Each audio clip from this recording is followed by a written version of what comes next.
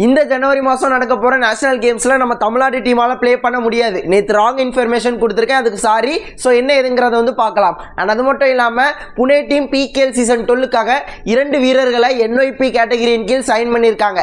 யார் என்ன பொசிஷன் எல்லாத்தையும் பார்க்கலாம். ஸோ வீடியோ ஸ்கிப் பண்ணாமல் பாருங்கள். புதுசாக வந்து பார்க்குறீங்கன்னா சேனலை சப்ஸ்கிரைப் பண்ணிவிட்டு இந்த வீடியோக்கு ஒரு லைக் கொடுத்துக்கோங்க. ஃபர்ஸ்ட் புனே டீமை பற்றி பார்த்துடலாம். So Pune team PKL season 12க்காக 2 வீரர்களை NYP கேட்டகரியின் கீழ் இப்போதைக்கு அனௌன்ஸ் பண்ணியிருக்காங்க. அதில் ஃபர்ஸ்ட் வந்து பார்த்தீங்கன்னா சஞ்சய், ரைட் கார்னர் ப்ளே பண்ணக்கூடிய ஒரு பிளேயர், ஹரியானா மாநிலத்தை சேர்ந்த ஒரு பிளேயர். ஓகேங்களா. ஸோ இவரோட கேம் ப்ராப்பராக எதுவும் தெரியல, உங்களுக்கு ஏதாவது தெரிஞ்சிச்சு அப்படின்னா மறக்காமல் கமெண்ட்டில் சொல்லிடுங்க. அண்ட் அடுத்ததான் ராகேஷ் அப்படிங்கிற மாதிரி லெஃப்ட் கார்னர் பொசிஷன் ப்ளே பண்ணக்கூடிய ஒரு பிளேயரை வந்து சைன் பண்ணியிருக்காங்க. இவர் வந்து பார்த்தீங்கன்னா சாய் டீமில் ப்ளே பண்ணுவார். இப்போ ரீசெண்டாக ஜூனியர் நேஷனல் கேம்ஸ் நடந்துச்சு இல்லையா, அதில் நம்ம தமிழ்நாடு டீமை கூட சாய் டீம் தான் தோக்கடிச்சிருந்தாங்க. ஸோ அந்த டீமில் இருந்து தான் எடுத்திருக்காங்க. ஆனால் அடுத்ததான் நம்ம தமிழ்நாடு டீமை பற்றி பார்த்துடலாம். ஸோ இந்த ஜனவரி 28 உத்தரகாண்டில் நடக்கிற நேஷனல் கேம்ஸில் கபடியில் நம்ம தமிழ்நாடு டீமால் பார்ட்டிசிபேட் பண்ண முடியாது.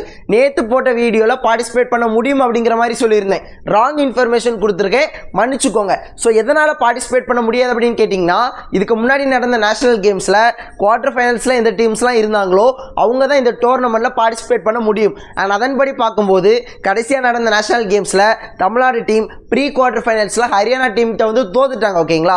ஸோ குவார்டர் ஃபைனல்ஸ்க்கு போக முடியல. அதனால இந்த டோர்னமெண்ட்டில் தமிழ்நாடு டீமால் பார்ட்டிசிபேட் பண்ண முடியாது. அதுக்குள்ளே யாரும் வருத்தப்படாதீங்க. ஏன்னா பிப்ரவரி மாதம் நடக்க போகிற சீனியர் கபடி சாம்பியன்ஷிப்பில் கண்டிப்பாக நம்ம தமிழ்நாடு டீம் வந்து பார்த்திங்கன்னா பார்ட்டிசிபேட் பண்ணுவாங்க. அதுக்கு பிளேயர்ஸை செலக்ட் பண்ணுறதுக்காக கூடிய சீக்கிரம் தமிழ்நாட்டில் கேம்பும் நடத்துவாங்க. ஆனால் அதுக்கு பிளேயர்ஸை செலக்ட் பண்ணுறதுக்காக தான் இப்போ இந்த ஸ்டேட் லெவலில் ஒரு பெரிய டோர்னமெண்ட் நடத்துனாங்க இல்லையா, திருச்சி டீம் கூட வின்னாச்சு. அதெல்லாம் அதுக்காக தான் நடத்தியிருக்காங்க. ஸோ எல்லாமே நல்லது தான். பிப்ரவரி மாதம் கண்டிப்பாக நம்ம தமிழ்நாடு டீம் ஆக்ஷனில் இருப்பாங்க.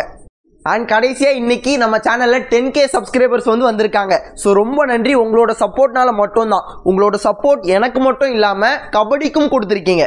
அதனால தான் நம்ம சேனல் இந்த அளவுக்கு வளர்ந்துருக்கு. அண்ட் இந்த ஒரு கபடி யூடியூப் சேனல் இவ்வளோ தூரம் வரதுக்கு முக்கியமான காரணம் நீங்கள்.